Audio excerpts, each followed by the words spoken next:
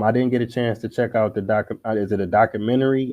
Doing my drugs, and you go out to Zambia, and it's an artist. If you could talk about that, what inspired you to do that? And Yeah. So, a guy that I'd worked with in television years before invited me to come on as producer for a film for this documentary that he was directing. And as soon as he told me the story, I was like, "Oh man, that's fantastic!" And the basic story was he had befriended a Danish musician.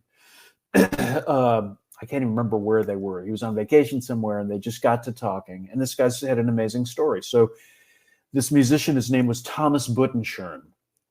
He was born in Zambia, had a Zambian mother, and his father was like an aid worker from Denmark. And they fell in love. She got pregnant, and she had Thomas in Zambia. So he's half Zambian, half Danish. And when he got to be about a year, he got really ill. They couldn't figure out what's wrong with him. They were in Zambia. They went to a bunch of doctors. They decided, it was getting pretty bad. So they took him to Denmark.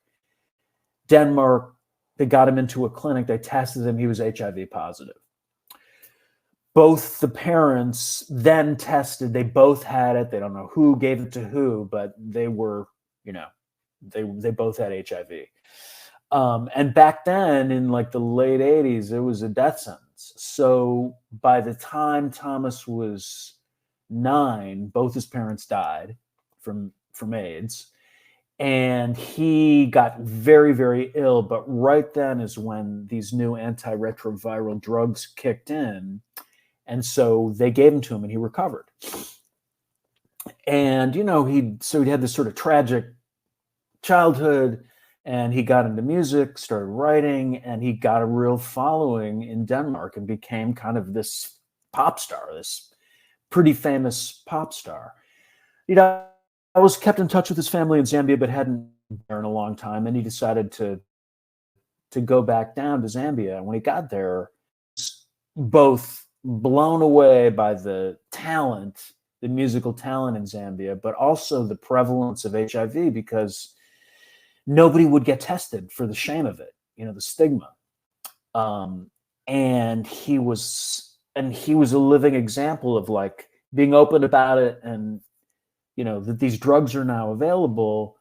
Why is everyone so afraid of getting tested when you can survive? And a lot of people, we were down there, a lot of people, it was just clear that they would rather get sick and die than admit to their family that they had HIV. I mean, it was crazy how the shame associated with it.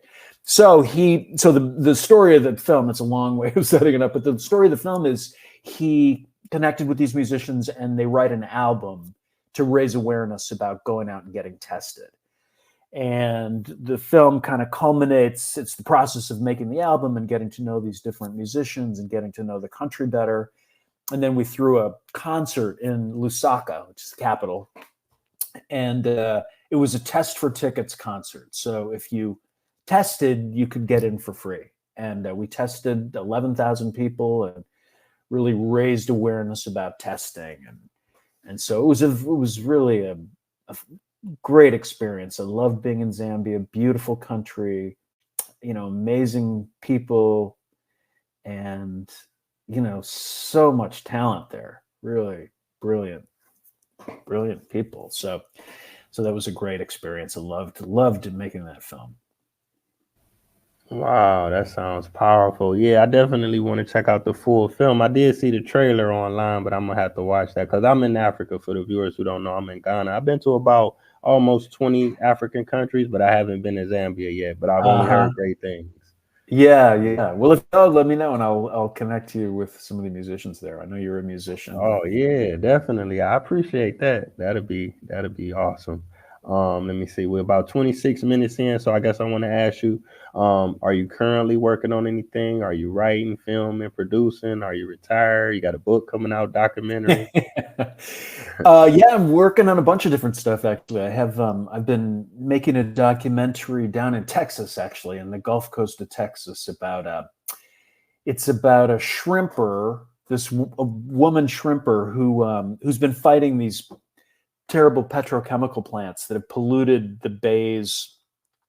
Her family has fished and survived on for 4 generations. And the fishing is dying out, and it's, you know, these plastics plants are just killing the water. They use all the fresh water in their processing, and then they spew it back out, and it's got all these plastic pellets in it, and it's just destroying the bay. So she's an amazing character, and she's been fighting these companies and has won some really big lawsuits against them. So it's sort of this environmental justice story about her. I'm very excited about that project. And then comedy-wise, I'm doing something with. You familiar with Bryan Cranston, that actor? He was in Breaking Bad.